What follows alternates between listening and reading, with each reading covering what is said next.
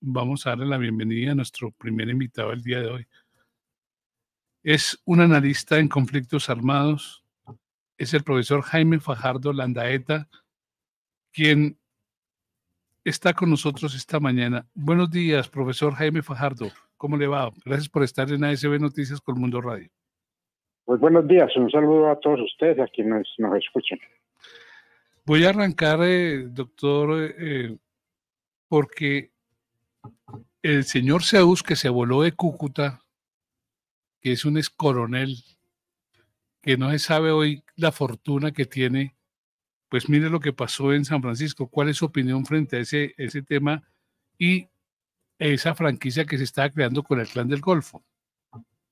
Bueno, el historial criminal de este señor es bastante extenso, porque él fue militar, comandante del ejército, de las Fuerzas Armadas de Colombia, la policía.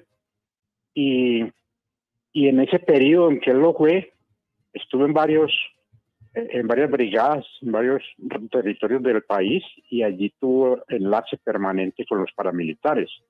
Él participó activamente en los falsos positivos, participó activamente en todas las actividades delictivas, digamos, contra la población en los diferentes territorios y municipios donde estuvo: Magdalena Medio, Urabá, Santander, Oriente Antioqueño, en fin. Fue bastante conocido y ya se sabía precisamente de esa actitud, y por eso fue despedido de las fuerzas militares. Fue sacado de allí y más adelante es capturado cuando se le encuentra un tremendo arsenal de armas en un vehículo que llevaba, y fue llevado a Cúcuta, a una cárcel donde se logra fugar de allí en compañía, pues, de una cantidad de cómplices y también de complicidad de la policía. Él participó en ese periodo, cuando estuvo detenido, participó en la JEP y logró acudir a las diferentes sesiones.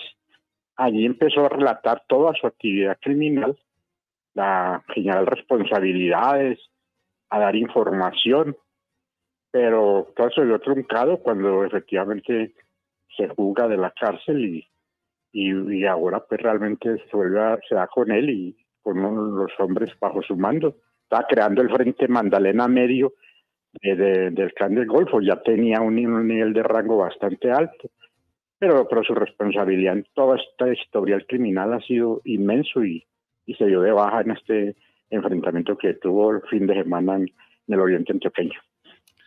A las 6 de la mañana, 16 minutos, estamos hablando con el doctor Jaime Fajardo Landaeta, analista de conflictos. Déjenme hacerle esta pregunta antes de que vengan mis compañeros de mesa de trabajo. Esta mañana, muy temprano, estaba hablando con una persona que muy gentilmente me trajo a los estudios de Colmundo Radio, una persona que trabaja en aplicaciones. Y me decía, ¿sabe cuál es el problema de este país?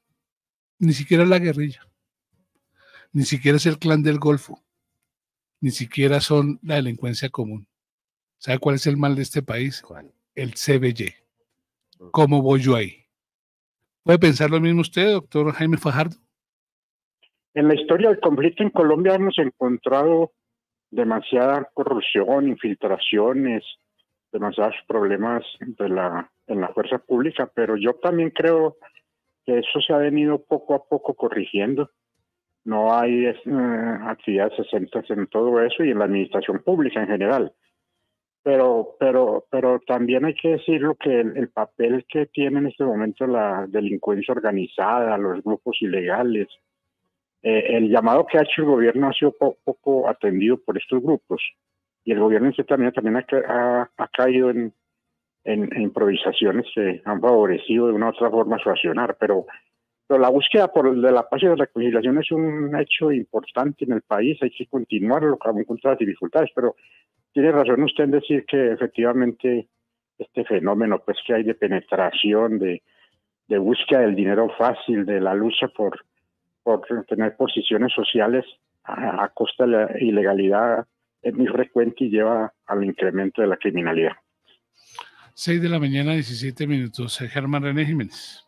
Doctor Fajardo, si bien la noticia o el hecho de dar de baja a este individuo es un triunfo para las autoridades, para la legalidad, es al mismo tiempo un traspiés en ese incipiente proceso con el Clan del Golfo?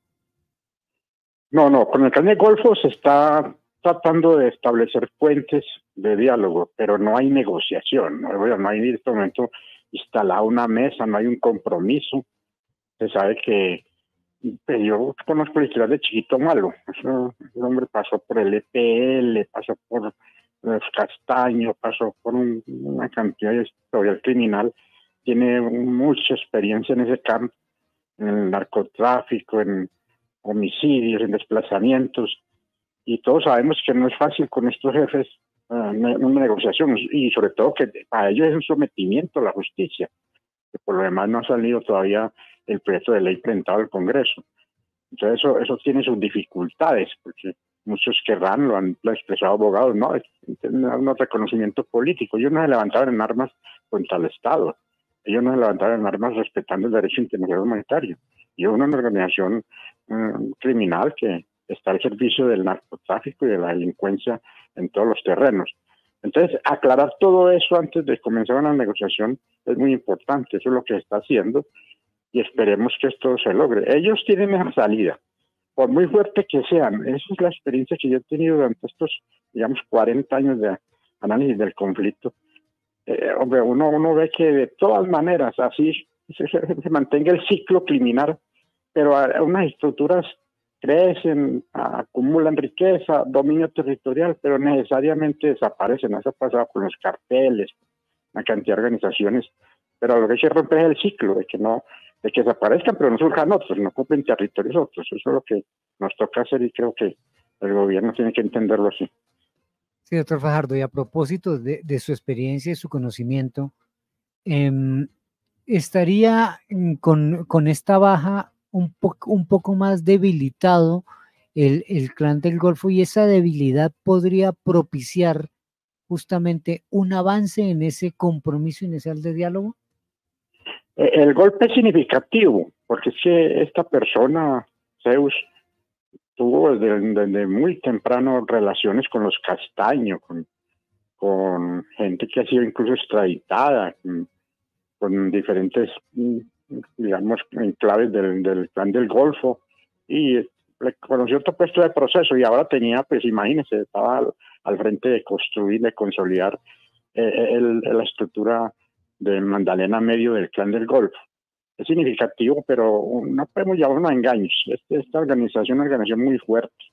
De pronto podemos decir que la más fuerte en el fenómeno pues, del narcotráfico, sus relaciones internacionales, su presencia en 28 departamentos. No es fácil entonces decir que esto lo va, digamos, a lesionar sensiblemente. Es un golpe que van a sentir, van a tener dificultades, sobre todo en estas zonas que él estaba tratando de consolidar su estructura. Pero creo que el problema central está en que ellos analicen bien esto. Hay gente en el Clan del Golfo que ha pasado por una cantidad de estructuras criminales y deben de entender. Chiquito Malo ha tenido bajas significativas de gente que estuvo a su lado, incluso gente que estaba por encima de él, y han sido capturados o han sido extraditados.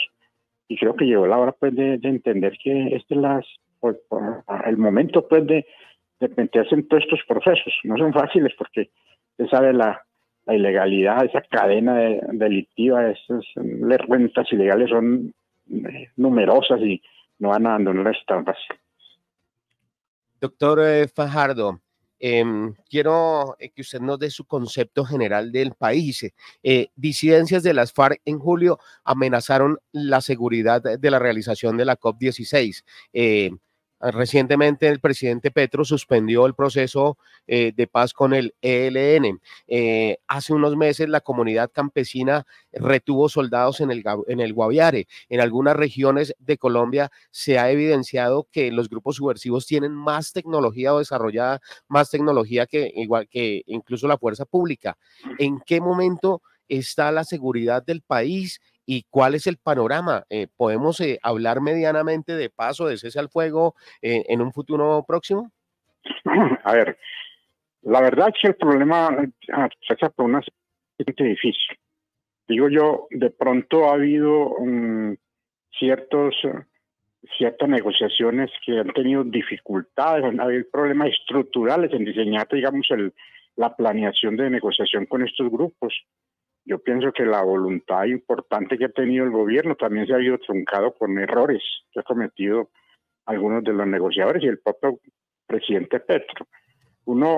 ¿Qué le muestra a uno la experiencia de las negociaciones desde la época de Elisario Betancur hasta ahora? Que las diferentes negociaciones han demostrado que cada negociación le entrega a usted lo que se puede hacer y lo que no se puede hacer en procesos de paz. Y aquí el problema se ha reducido a buscar un cese al juego y la instalación de unas mesas de negociación. Entonces en las mesas se discute pues la agenda, se va definiendo incluso los niveles de negociación, si son políticos o son de sometimiento, y en medio de eso no se aclaran realmente el rumbo que eso tiene entre la paz total. Porque el problema no solamente es hablar de paz total y decir que sí, que acogen la paz, pero seguir en su actividad criminal, o incluso el gobierno en cierta medida haber permitido que desarrollaran una cantidad de acciones en medio de estas negociaciones. Así lo hicieron las disidencias, así lo hizo el ELN, así lo está haciendo el Clan del Golfo. Uno tiene que ser muy claro. Si usted tiene una propuesta como la paz total, entonces uno tiene que decirle, mire, vamos a hablar, vamos a negociar, pero déjenme en claro ustedes si ustedes están por trabajar la paz total, en cual su aporte es que ustedes dejan ese problema de la lucha armada, de las armas, del conflicto. Si ya no se tiene que decir eso, estamos en 2024 y no estamos en 1991. Entonces, la verdad es que todo esto no se aclara y entonces se empieza la negociación, uno cree que avanza, se arman ceses al juego, pero realmente ellos siguen delinquiendo, hostigando, desplazando, asesinando.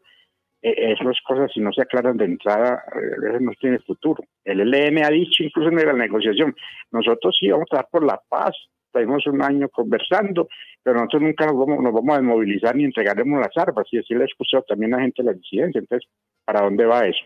Esas son las cosas estructurales. Eso no niega la voluntad, la importancia de la lucha por la paz, por la reconciliación, pero uno tiene que tener como un rumbo claro, y al gobierno le ha faltado en eso. Bueno, muy buenas las mesas, muy buenos los diálogos, muy bueno todo esto, pero vaya entregándole elementos de juicio, elementos que le den sinceridad, le den claridad, le den firmeza al proceso y confianza. Hasta ahora eso no se ha producido, y al contrario, lo que vemos es un deterioro de la seguridad. Me parece que el gobierno a veces tiene una contradicción que definir, que no puede haber por un lado la seguridad y por otro lado la paz. Son dos elementos que están articulados en un proceso. Doctor Fajardo, y en este papel, en esta búsqueda de la tan anhelada paz o paz total, ¿qué papel juegan los gestores de paz? Porque también hay controversias por temas como, por ejemplo, con Óscar Camargo Ríos, alias Pichi, que se dice que es una de las personas más peligrosas en Bucaramanga, y se dice también que es integrado a ser gestor de paz.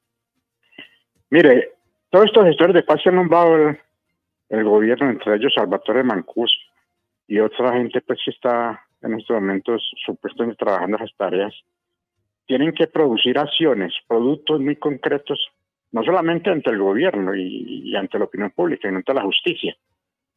Me dicen que prontamente va a haber, en el problema de tierras, va a haber un acuerdo con Mancuso, con varios paramilitares que van a entregar una cantidad de tierras, eso se va a hacer público. Creo que es esta semana que viene, o este fin de semana, no recuerdo bien. Esas son las cosas que hay que empezar a hacer ante la justicia, lo que estaba haciendo este coronel, pero que se retiró, y la JEP tiene que empezar a mostrar los resultados, ya tiene una cantidad de cosas que puede definir y que tiene que hacerlo antes de culminar el año. Lo mismo que en el problema de tierras, lo mismo que en el problema de víctimas, cómo va a ser la reparación. Colombia tiene 9 millones de víctimas del conflicto, y no puede dejar que se acumulen más y más víctimas. Viene reparando, pero es insignificante ante la dimensión del problema. Entonces, lo que necesitamos es eso, que estos gestores muestren los resultados ya, pero no es para dejarlo para cuando culminen negociaciones. Ya están haciendo su tarea, entonces a ver las acciones de su tarea. Vamos a ver si con todo esto que va a dar ahora, el resultado de la JEP, el problema de tierra, la entrega de tierras a una cantidad de víctimas, la reparación que se vienen planteando, los activos que están todavía por definir. Hay una cantidad de plata que se utilizó mal utilizada en un periodo anterior. En vez de dárselo a las víctimas, se le dieron a los amigos de de la administración pública, de la SAE. Entonces, todo eso hay que empezar a mostrarlos bien. Si el gobierno organiza bien eso, eso va a tener un impacto significativo sobre la búsqueda de la paz y la reconciliación. Voy para la pregunta suave del día. Andrés Muñoz en Cali. Bueno, profesor Fajardo, uno ve que pasan las negociaciones y hay obviamente los bandos, cada uno por su lado, demostrando poder durante todo este proceso. Lo hace constantemente el ELN en los diferentes hechos delictivos y actos terroristas que está cometiendo a lo largo del país. ¿Realmente el gobierno está dando también esos golpes de opinión en esos momentos de negociación? ¿O estamos perdiendo de pronto ese poder de negociación en la mesa porque no se dan esos golpes? A ver, el proceso atraviesa, como le he dicho, con unos problemas estructurales que el gobierno debe mirarlos y sus diferentes negociadores. Primero, hay coordinación entre los diferentes negociadores en las distintas mesas que se están estableciendo. ¿Cómo es ese plan? ¿Cómo es esa metodología que unifique el diferente accionar de esos negociadores en esas mesas? ¿Qué es lo que está exigiendo? ¿Cuáles son las líneas rojas que exige el gobierno para la negociación? A veces parece que no, todo se va a definir en la mesa. Yo escuché una conferencia de poco de Vera Grave donde decía, esperemos que el ELN muestre hechos de paz.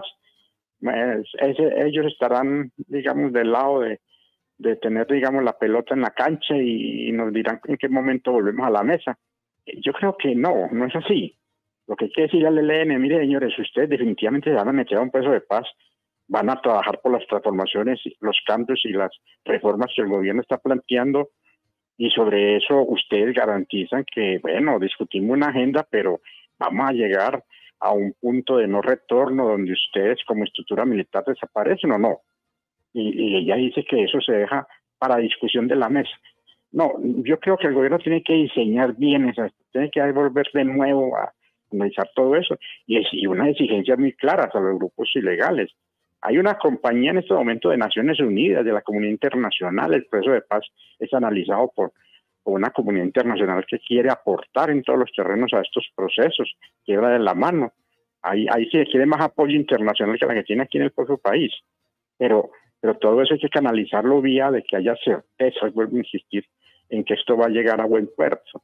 Y estos grupos tienen que entender que llegó el momento, pues, de la lucha por la paz total. No estamos hablando ni el 90 ni el comienzo del 2000, estamos hablando del 2024 y del gobierno Petro, donde tienen que llegar a decir, nosotros en este proceso vamos a aportar y vamos con estas reformas, con todas estas transformaciones, en la medida en que van dando, nosotros tenemos que aportar con nuestra desaparición como Fuerza Armada. Y esas son las claridades que hay que establecer. Pero eso no es lo que se exige. Es decir, uno se hace al juego que nadie comprueba. Hubo una cantidad de violaciones en este año que ha pasado, se hace al juego, nadie verificó. Esa comisión nunca funcionó. Entonces son cosas que los negociadores, los distintos negociadores del gobierno, los gestores, la comunidad internacional, todo el mundo tiene que tener claridad para dónde vamos, porque si no, se va a acabar este gobierno, faltan sino 2 años y no vamos a dejar nada que permita que el próximo gobierno, sea el que sea, tenga que culminar todos estos procesos. Jen, en la ciudad de Medellín. Doctor Fajardo, ¿vale la pena continuar el diálogo con el ELN? Todo esto es posible hacerlo, pero vuelvo a insistir, mire todo lo que le he planteado en esta conversación. Es que en este periodo, en esta negociación, a diferencia de las anteriores negociaciones, uno tiene que tener claridad, tiene que tener muy bien definido el rumbo para dónde vamos y tiene que cimentarlo, consolidarlo en la comunidad, en las instituciones, en la gente, en la ciudadanía, en los territorios. Y tiene que también darle mayor poder de accionar en esa búsqueda de la paz a la fuerza pública. La fuerza pública a veces hay momentos en que o ha entendido o se le han dado algunas órdenes que tratando de preservar los diálogos, hombre, la alejan de su accionar, de su misión como fuerza pública en la medida de la seguridad, en la confrontación a estos grupos. O sea, mientras no haya realmente esas claridades, la realidad es que va a mantener una incertidumbre muy grande. Pero eso también depende del gobierno, del propio presidente, los negociadores, que ese mensaje sea claro, y de los grupos ilegales. Yo diría, Yo conocí al ELN hace mucho tiempo, imagínense, en la década del 80.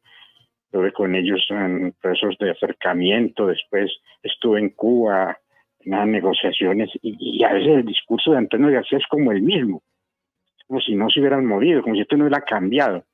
Entonces esas cosas, cuando uno ya los conoce, cuando ha pasado por todos esos procesos, pues uno dice, aquí clarifiquemos bien esto y de resto no vale ni siquiera continuar esas mesas o al menos no dar avances hasta que esto no quede claro.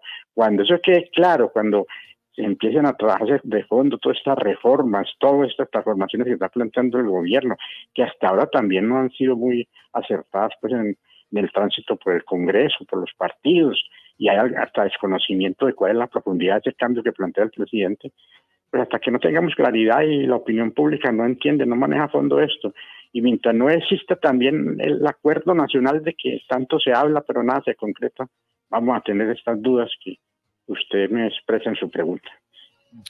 Arturo. Doctor Fajardo, ¿usted nos podría dar ejemplos de procesos de paz, ya sea en Colombia o en otros países, que nos puedan servir como comparación para evaluar la efectividad de los diálogos actuales? No, claro, internacionalmente ha habido muchos procesos exitosos, como también ha habido procesos que no han culminado, como lo hemos encontrado en África, en todas estas zonas, y aquí en América, en el caso de Nicaragua, caso de El Salvador, bueno, en Colombia mismo, el proceso del 90 fue muy maravilloso, que dio luz a la constituyente, allí se desmovilizó el M-19, el EPL, el Quintín Lame, el PRT, y a partir de la constitución del 91, una disidencia del ELN, en el cual estuvo León Valencia, un analista político que surge de este proceso, pues también se reintegró, o sea, a la desmovilización de la gran mayoría de la FARC. O sea, nosotros tenemos cosas que mostrar, como también tenemos cosas que aprender que no se deben realizar. Pero yo digo que cuando uno ha pasado por todo eso, uno puede decir, hombre, estas cosas no pueden hacerse en estas negociaciones porque estamos partiendo de cero. Y ha habido cosas interesantes, pero también ha habido errores que se han cometido y que han permitido que estos grupos se fortalezcan. Pero imagínense usted, quiera uno critique uno lo que quiera El Salvador, como Bukele, lo que está haciendo, yo tengo diferencias serias sobre el modelo, pero bueno, no existe como tal hoy esa guerrilla que tuvimos tan fuerte que estuvo a punto de tomarse el poder. Y lo mismo en Nicaragua, estamos muy mal con esta dictadura que hay allí, pero bueno, esos grupos ilegales se han transformado. Lo que faltaba es una acción internacional que permita consolidar la democracia y la paz entre estos continentes. Pero ¿qué hacemos si en la medida en que consolidan procesos de paz, que hay salidas políticas tan importantes, pues las grandes potencias buscan otros objetivos, buscan otros sentidos, entonces ya le dan a la guerra es el problema de lo que todos creíamos que había culminado, el afianzamiento de un colonialismo, de un sometimiento de otros países, que realmente creíamos que eso había pasado y hoy las guerras se están dando por eso. Alejandro. Doctor Fajardo, ¿cómo queda parado el frente del Magdalena Medio, pues después de la muerte de su líder? Y si usted tiene conocimiento, si ha recibido un reporte o amenaza, de pronto una contrarrespuesta de parte del Clan del Golfo después de este hecho que pasó el fin de semana pasado. No, la estructura Magdalena Medio tiene un fuerte golpe porque se muere, o sea, cae de baja el primer comandante y los comandantes medios que estaban allí reunidos con él. O sea, no cayeron cualquier gente. Afortunadamente cae de por medio también una civil que no tenía nada que ver con el problema y fue muerta en ese combate. Pero la estructura sale golpeada enormemente. Él estaba planteando un diseño de consolidar este bloque Magdalena Medio con 300 hombres, y parece que tenía ya plata, armas, tenía todo pero ahora queda desmantelado, digamos, la comandancia. La capacidad de que esto se recupere no va a ser fácil, porque además la iniciativa la tiene en este momento la fuerza pública. En este momento la fuerza pública vuelve a retomar, a impedir que estos señores copen este territorio. Y eso se va a sentir en esa parte, pero no quiere decir, podemos insistir en eso, que entonces la estructura global del Clan del Golfo va a estar totalmente impedida a que continúe la posibilidad de penetrar en estos territorios que venía consolidando Zeus. No, eso va a ser, yo seguro harán lo mismo, pero vuelvo a insistir, también depende de que se combine acertadamente por parte del Estado un proceso de diálogo y negociación, pero también un accionar fuerte de la fuerza pública y se continúe dando, digamos, a la cúpula de esta organización las bajas hasta que no se someta a una negociación. Jesús Ramírez. Profesor Jaime Fajardo, en las últimas horas la misión de verificación de la ONU pidió al gobierno nacional y al ELN que se retomaran los diálogos de paz. ¿Qué piensa usted de esta solicitud de la comunidad internacional y qué papel juega en esos procesos internos del país? No, es muy importante el acompañamiento de la comunidad internacional. Ellos tienen autoridad, tienen experiencia, tienen reconocimiento internacional. Y ojalá pues todo lo valoren, tanto el gobierno como el ELN o los demás grupos. El problema en que radica, en que efectivamente la comunidad internacional debe hacer esos llamados o también señalar derroteros, estrategias, objetivos que se deben consolidar en la medida en que el llamado sea acogido. No solamente llamamos y vuelvan de nuevo y siéntese y no aclaren incluso todos estos hechos que han sucedido. Uno tiene que ser muy claro en esas cosas porque no puede decir que empecemos de cero y lo que ha pasado, bueno, ya hay voluntad. El ELN dice que sí, Antonio García dice que la pelota está en la cancha del gobierno. En fin, eso no es el problema. El problema, vuelvo a insistir, lo he planteado en todo este momento de diálogo con ustedes, es que se estructure una estrategia que conduzca a que genere o que acabe la incertidumbre y que genere confianza. Y realmente nosotros podamos decir, incluso quienes estamos cerca en los análisis de todos estos problemas, hombre, esto por fin se enderezó. Pero hasta ahora tenemos que esperar a que no solamente sea el llamado, sino que un posible acercamiento vaya acompañado de un esclarecimiento a fondo de los objetivos que se buscan. Andrés. Profesor Fajardo, en época de elecciones el presidente Gustavo Petro aseguró que en 3 meses se acababa el conflicto en Colombia porque llegaría la paz. ¿Muy soberbia la posición del presidente en ese momento o fueron sencillamente declaraciones? Y también hay que aplicarle, Andrés, y sí, en aras de ser equitativo, cuando el señor Uribe subió, dijo, en 6 meses no existe la guerrilla. Exactamente, de la sí, misma forma. Entonces, pongamos las dos. Sí, entonces más bien cambio la pregunta, Andrés. Profesor Fajardo, ¿qué debería aprender o qué debería aplicar más bien el gobierno de Gustavo Petro de lo que sí de pronto se hizo en el gobierno del doctor Santos, que logró finalmente la paz con las FARC? Bueno, en teoría. Bueno, que esto no es un problema de entusiasmos, no es un problema únicamente de discurso, no es un problema de promesas. Cuando uno está en una negociación, tiene que entender bien con quién está negociando, las perspectivas reales de que esa otra fuerza distinta al Estado realmente llegue a consolidar unos acuerdos, tal y como lo hizo en su momento el presidente Santos.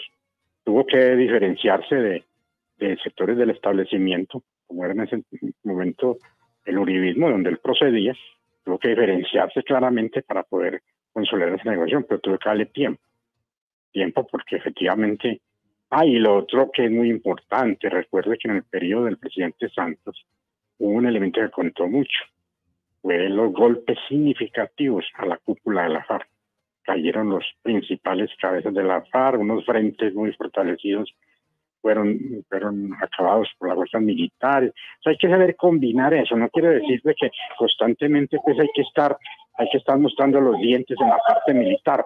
No, lo que hay que decir es que hay que combinar muy bien la estrategia del Estado, del gobierno, para poder lograr avanzar en esto y demostrar que esto no fue algo infructuoso.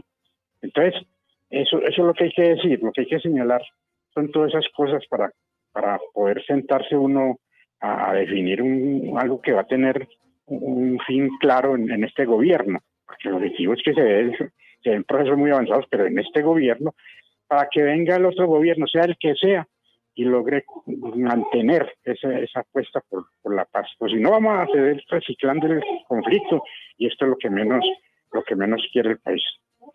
Doctor Fajardo, hemos dado un panorama a la seguridad nacional.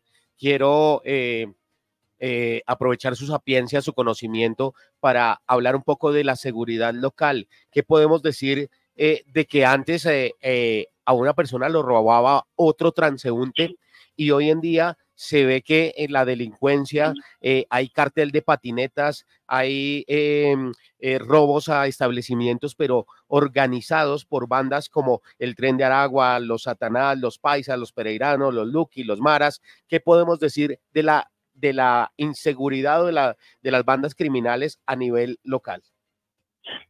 Hombre, que ahí es necesario uno apoyarse más en los territorios, en los gobernadores, en los alcaldes, en la fuerza pública, y diseñar planes nacionales, pero que tengan un gran sentido en atacar el problema de la criminalidad en las regiones, en la medida en que va hablando de estos procesos de paz, porque son muy diferentes las acciones que hay que desarrollar en los diferentes territorios del país. No es lo mismo Urabá, al Magdalena Medio o al sur del país.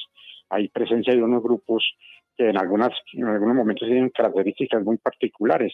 Entonces hay que diseñarlos conjuntamente con ellos y no esperar que se produzcan los hechos para plantear las estrategias. Uno tiene que tener 1 o 2 pasos adelante de la ilegalidad. Hay algo que le está yendo bien al gobierno. Mire, lo voy a decir. El gobierno pues, no ha logrado acabar con la siembra de la coca, y antes hay críticas en que se ha aumentado. Pero mire qué está haciendo el gobierno, el golpe que se está dando a los activos de la ilegalidad, a las incautaciones, al problema de desmantelar por esa vía muchas de las finanzas de las grandes organizaciones. Es el periodo en que más se ha incautado droga, y Estados Unidos lo ha reconocido, tanto que le volvió a dar certificación a Colombia. Entonces, eso que está haciendo en ese campo hay que hacerlo en todos los demás. Hay que empezar las grandes capturas, los grandes golpes. La estrategia tiene que ser muy integral y que se comuniquen muy bien las diversas instituciones del Estado para que los objetivos sean claros. No cometer los errores de lo que estaba hablando la compañera de ustedes, decir pues que en 3 meses se iba a desmantelar el ELN. Esos son errores que tienen incidencia en todo un proceso. Y el error que cometió en el diciembre de 2022, cuando el presidente Petro sale con un comunicado firmado por todos los grupos, incluido el ELN, donde decía que había un cese al juego.